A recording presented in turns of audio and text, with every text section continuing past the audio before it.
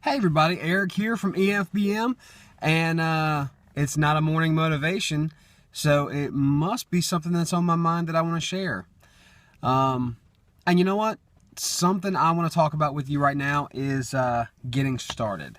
And I can't say that this is completely, as I get close, I'm going to back away. I can't say that this is completely out of the blue. I was asked by someone very near and dear to me, my mama, hi mama, how I got started, especially with running. Where did I start? So kind of the backstory behind that.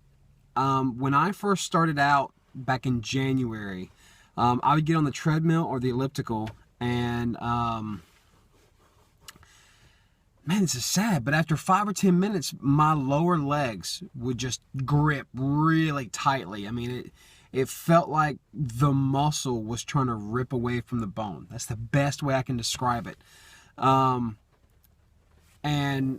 I thought, okay, my legs are weak. I just need to push through it, which led to shin splints, doing too much too fast.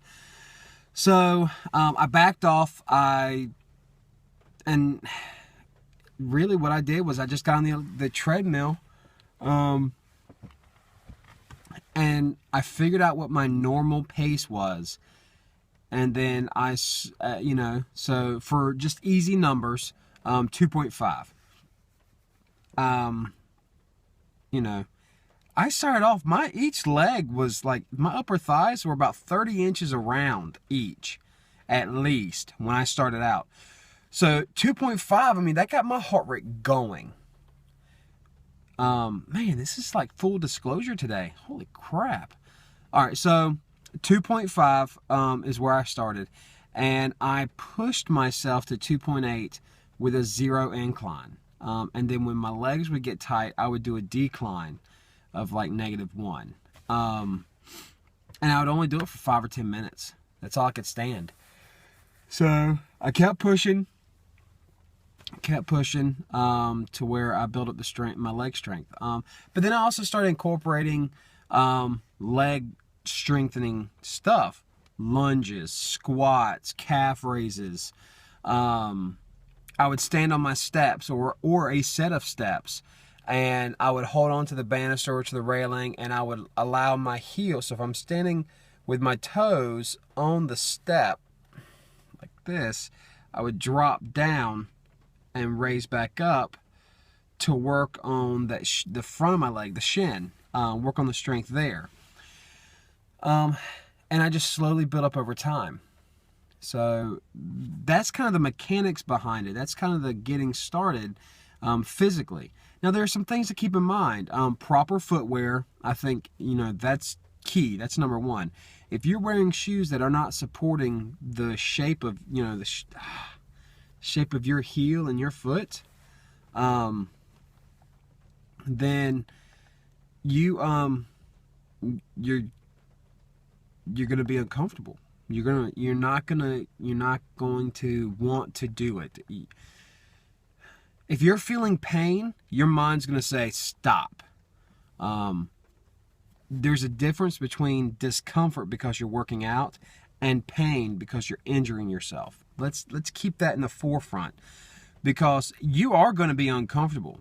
Working out is uncomfortable at times. There's a reason why guys grunt, or people, I've heard women do it too, but there's a reason why people grunt and growl and yell and just when they're lifting weights, because it's hard. It's uncomfortable. The next day you're sore and you're like, don't even touch me. You don't even want your hair touching your body because you hurt so bad. So you're going to be uncomfortable. Pain is different. Pain during your workout is a signal that you've pushed too hard. You've pushed past that braking limit and you've broken yourself. Like me. So, but back to getting started. So kind of the mechanics behind it is you figure out your walking pace, and a little bit over time, gradually increase. Now, if you can ideally do it outside, I would recommend doing it outside.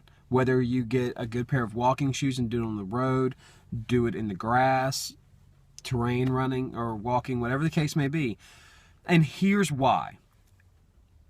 You're doing the full locomotion. Your body is the locomotive. With a treadmill, all you have to do is keep pace with the belt, with the track. With the elliptical, there are times where you can even, it becomes an upper body workout and your legs are just along for the ride. And I'm not saying you can't get a great workout, because using the elliptical is what helped me be able to do it at 5K, because I was able to strengthen muscles that needed strengthening. So with so be outside, because your body is the full locomotion. Proper shoes, you may need to look at some compression socks, proper hydration, and keep this in mind. Yawning. It's become like a Pavlov's response. I think that's what it is. The camera's rolling, I'm yawning. Camera's rolling, I'm yawning. It's Pavlov's, Pavlov's response. So I gotta break that. Anyway, I'm not gonna get too, you guys, if you've watched any of my reviews or any of my stuff, I don't get too detailed or technical, because I don't want anyone to ever feel lost or like they're in over their heads. Basic gist, there are smarter people out there who talk about this stuff. Runner's World, go check out Tough Training Guy at livethetoughlife.com, Spartan.com. All these places have amazing articles. Livestrong.com.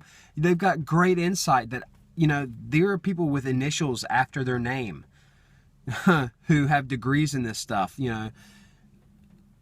I just do what works best for me. I listen to their advice.